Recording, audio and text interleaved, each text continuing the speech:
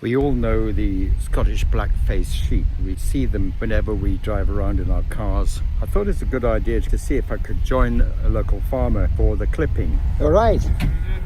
Good. And you? Not too bad. So what's the plan? Well, we've got 2 lots to get into. I've got a lot from up behind the field behind the house here. Yeah. We take them down in through the gate at the far side of the farm, into the fag, then we've got another lot to take. Well, I've got a lot in that wee field there then to let out, probably up the back, then to get another lot from just up the side of Shearing Road there, on the right hand side, to get them in as well. So, we'll just going to get the lot up here in first, take them down, shut them in the fag. Is it you on your own? Hazel's going to be there, well she'll have to come with the bike in the hand as well, so you can jump on one of the bikes or walking, whatever you want. Well, to me the best way is I've got a really good zoom on the other camera, Right. and I just don't interfere. You just get on with it, Right. and I'll just, with the hills behind and everything else, you know, just go for it. Right, so and Rami will be up at some point as well, because we have to shed all the lambs off and get the shed ready and shut them in the shed, but that's going to take a bit of time afterwards, you know, so it's just like...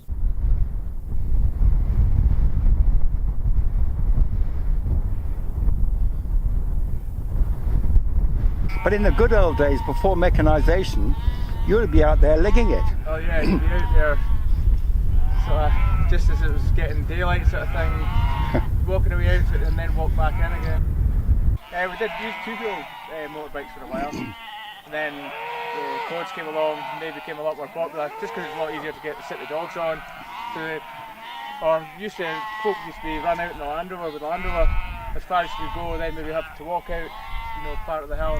Then just able to go back in again. You had a dog that would sit on your two-wheeler though? Oh yes, similar dogs sit two-wheelers, but you only up to say one on at a time. That's the trouble. So I'm just going to put these in the tank now. So.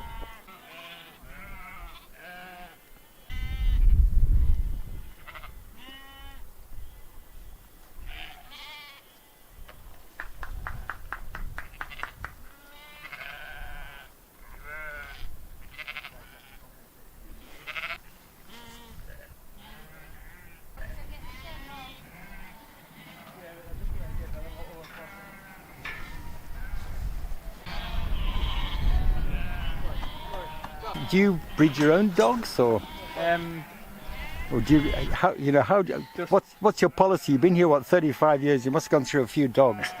Yeah, the youngest one there is bred in the farm. Our mother is here, and that's our father there as well. Nice. But bought him in, well, bought both of them in.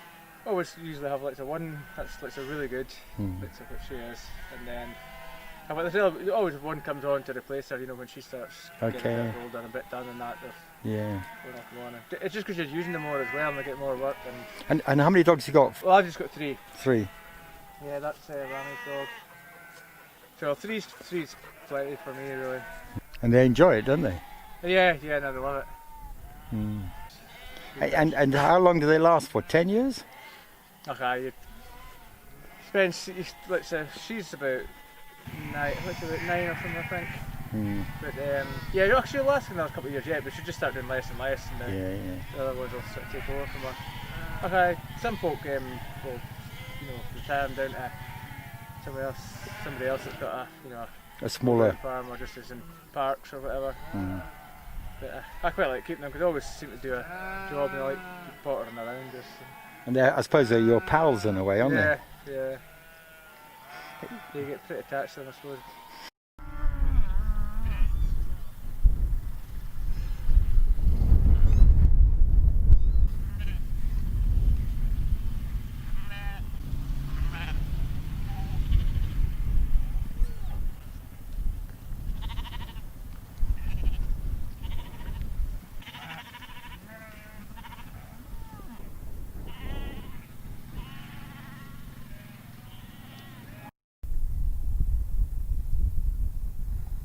When you round them up, how many acres have you got?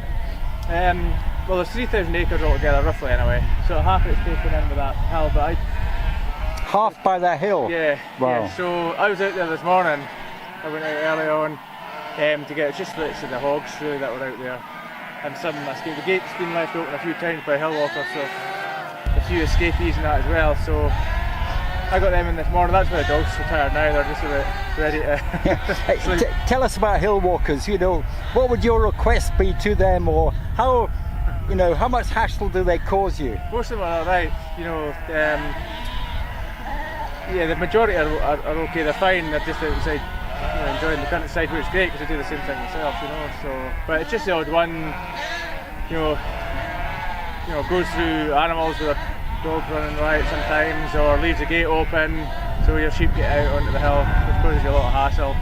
Or even the main gate at the end of the road there, where most of the hill walkers start off. It's every other week that gate's left open at some point, but it'll just be like so. Well, one day at the weekend there was 60 cars up. 60? 60 cars in one day, and it's probably a couple of folks each car. So the number of folk that are going up, it's not surprising if something happened now and again. But in general, most of them are pretty good. Most of them. But when the gate's left open, because they're going through, the gate's closed and they just leave it open, yeah. What does that cause you? Yeah, it's if you don't spot it quickly enough, your livestock get out of the field they're supposed to be in. I like to say they are right out, going out into the next line at Glen Muirhead. We've got heifers out there, so they're about a mile and a half away from where the cows and the bull was out with them. Yeah, somebody left the gate open one day, and so 14 out of the 26 heifers had managed to escape and get in with the bull. God. And so That caused mayhem. well, we kind of lost a day almost sorting all them out and then putting them back. I don't think I'm lucky enough I never saw anything brewing, so hopefully nothing was caught, but we'll have to get them checked out. You'll find out. Anyway, yeah.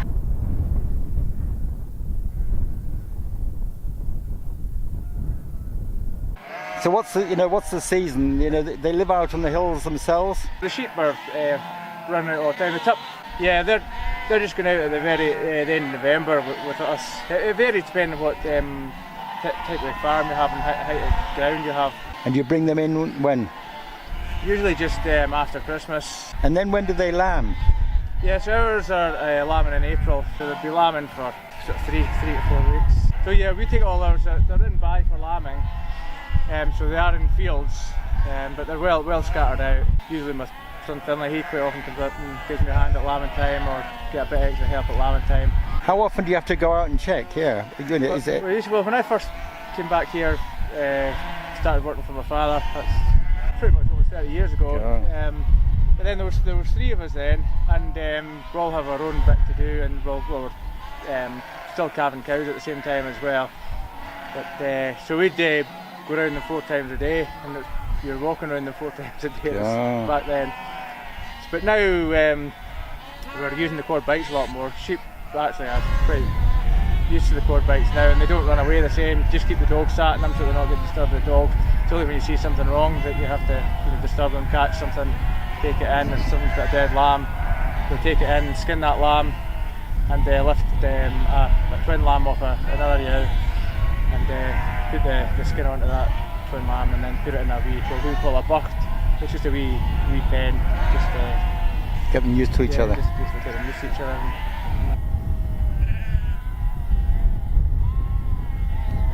And when do you separate the lambs from the ewes? Yeah, we're pretty much weaning them middle of August, 15th to 20th of August, in a bit there, weaning them, and then you're basically not that much longer after that. You're into sales, get into September. You're into the lamb sales, and so we sell all the male lambs, the wethers. They all basically go for meat. Or we try and fatten as many as we can ourselves here. Then anything we're not able to fatten, we just sell, store to another farmer to fatten. We've got to keep a percentage of ewe lambs for ourselves for replacements, and then we'll sell other ewe lambs as well at the Stirling normally, just for other folks for breeding. And how do you check the ewes when they're past their sell-by date? Because do they lose their teeth or what? What happens?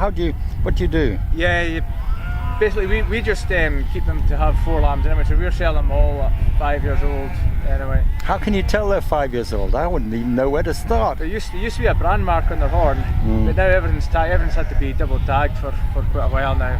So we go by there's different colour tag every year just to make it easier to know their age, and So we actually sell our 5-year-old ewes for breeding as well. But you've got to go through all them for, check all their teeth, make sure they're correct in the mouth and correct below, make sure the udder's correct as well.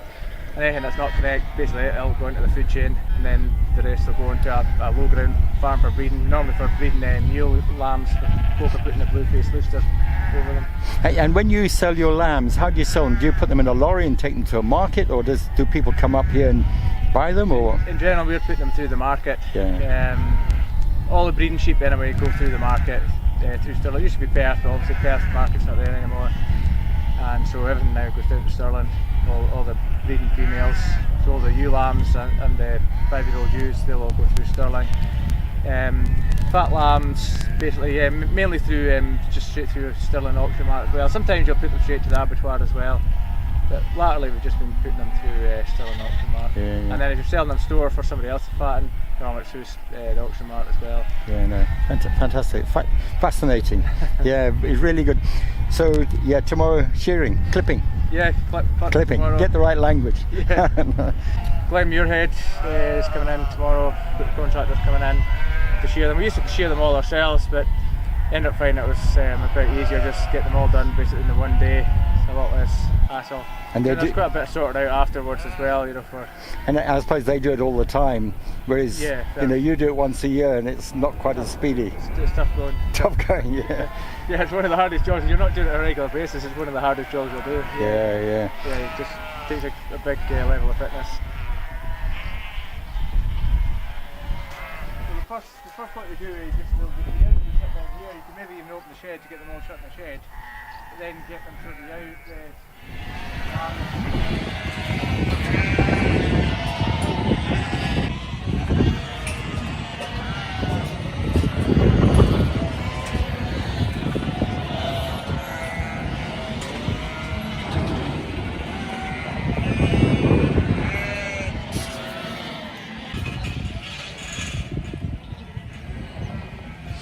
So what are you going to do now? We've got to just get the shed ready. It's just got a few sort of hurdles and that to put up, and probably put some straw down as well, just to soak up some of the mess overnight, and just in case it rains. Can't clip them Didn't when get they're wet. clipping.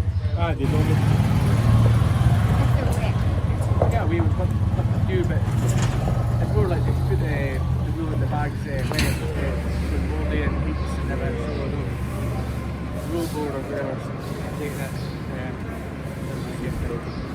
you have to hang the wool, it makes it out to dry, and drink it just so much work.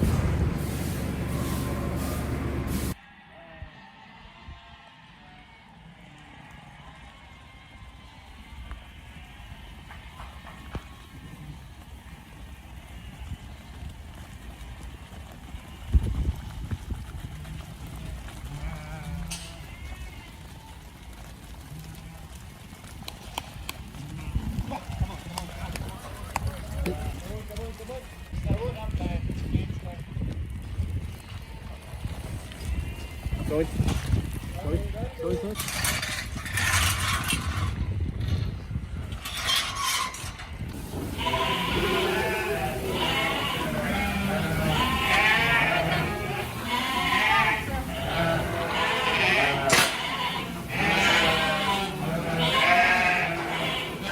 Yeah, the sheep have been in all night, away from the rain, and they've seemed to have been a quiet night for them. They're all sitting here in expectations, listening, wondering what's going to happen next, and they're just waiting for the clippers to arrive, just like us. Tell us about your lambs. What happens to the mother? These were either triplets, and they're better with just twins. Yeah. Everyone's up here. Yeah. So the triplet would be lifted, or mum's died, or mum's just rejected it sometimes. Sure. Sometimes if one of the lambs is a bit smaller, which is what happened to this one, it was just a bit small and it couldn't suck properly. So we just lifted it and we had to feed it with a tube for a few days and then teach it how to suck. And now she's fine. How on earth do you realise amongst all the sheep one isn't sucking properly? Because they're really skinny and they're no energy and they're weak, and sometimes Rory can catch the sheep and try and get it to suck off the mother. Yeah. Sometimes there's one of the lambs in here of the bigger ones just was an orphan, and it was just in the field just trying to pinch off of other sheep, which can work for some lambs, but it didn't really work for him, so we just lifted him after a while. And I think I had 12 at one point. God. And then compared to last year when I only had one. Koi. He'll certainly finish it. Yeah, so this is from Dad's, this is one of Dad's lambs, that's a wee cheviot. She just would eat and eat. Don't think she knows how to be full. So your dad gives you his lambs too? No, it was just this year because I had so many and he only had one, and he doesn't have someone to help feed his lambs like Rory, so he jokingly said, oh, you could have my lamb. And I was like, would you like me to take him for real though? And he went, yeah, that would be really good. So we'll just give her back once she's kind of off the milk, and then she'll just be fine to go out with everyone else. Fantastic. She's lovely, thank you. Yes.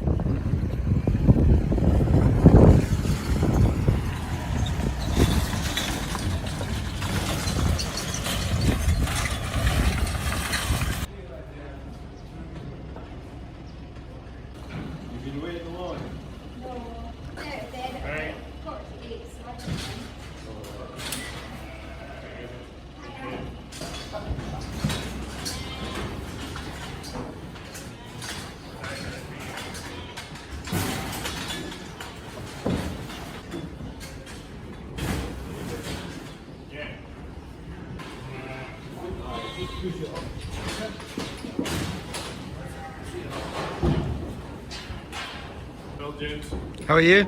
Glad you? Yeah, good.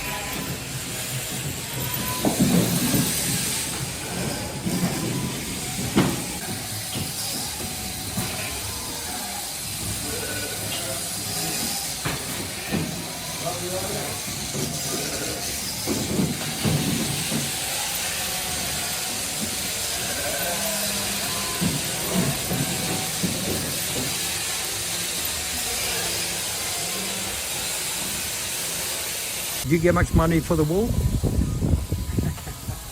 You're lucky if you get, it costs me about £1.50 to shear them, and we'll not even get, for blackies anyway, we'll not get £1 a place for them. And then over on top of that, you need other folk to roll the wool, other folk to push the sheep up. So, so it's costing you money to shear sheep. Yeah, that's just, I heard some folk you have to do it for health reasons, yeah. It's just such a small check you get for but it doesn't. But you only do it for health reasons. But whereas I remember my dad telling me that my grandfather had a minute farm, the wheel check used to pay for the rent. It's a different over back then.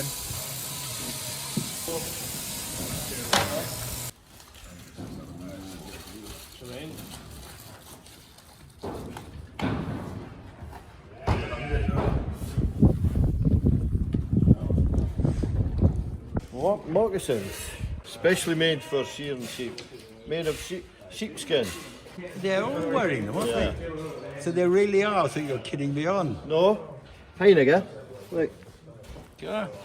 And why do you need moccasins? What's the purpose behind it? Why not a pair of old boots? Well, you have to wrap your toes around the sheep. And hold on, especially these ones. Yeah. Because they're wriggling and fighting and trying to get away. Sure. And how long do the shoes last you for? About 1 season. 1 season, yeah. And where do you buy them from? In Scotland or? Yeah, you buy them from the Welsh Shearing or Highway Shearing or Horner Shearing. Okay. Thank you very much. I never knew that. I suddenly saw them and I thought they looked like Highland boots some of these Jacobites wore. They're very good. Excellent. Comfortable. Thank you very much.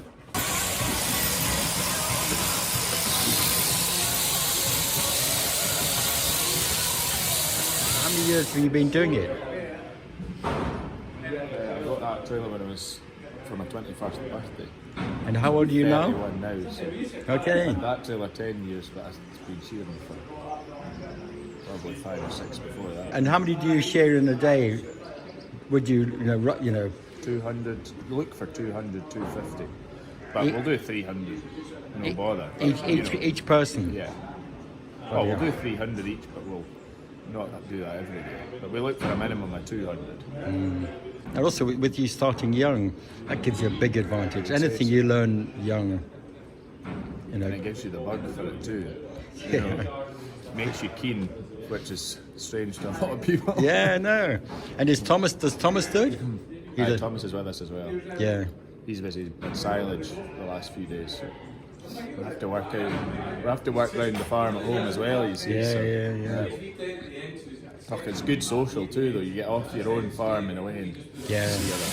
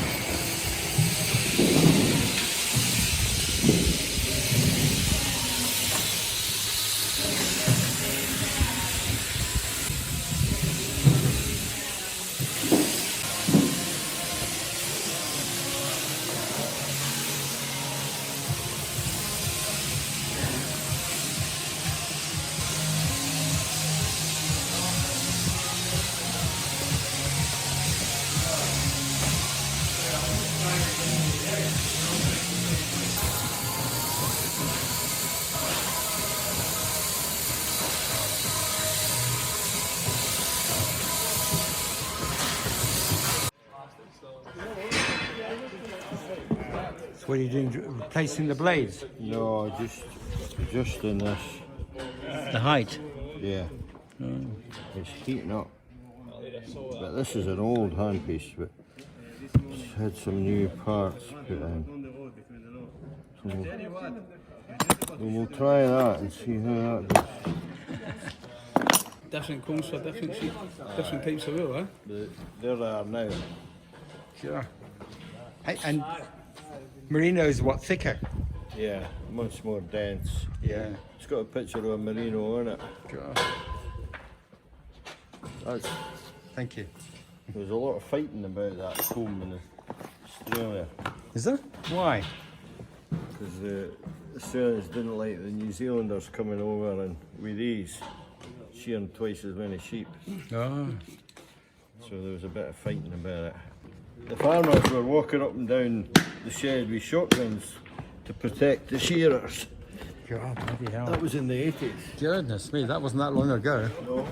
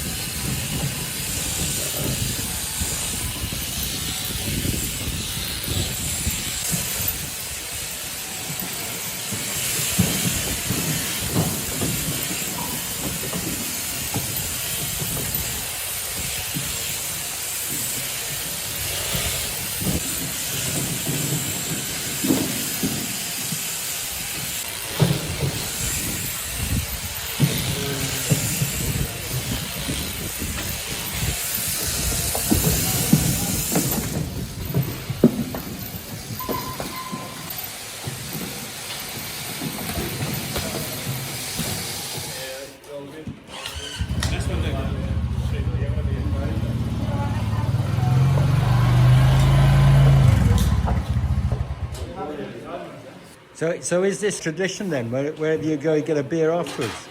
Most places. Yeah? And something to eat? Aye. More so in the past, but it's getting less and less, to be honest. Why? I know. Forgotten the traditions? Yeah, I would say so. You don't put it on your terms? Probably should. I know. Food should be part of the meal. Yeah, and you'll be judged. There's a championship at the end of the... Go.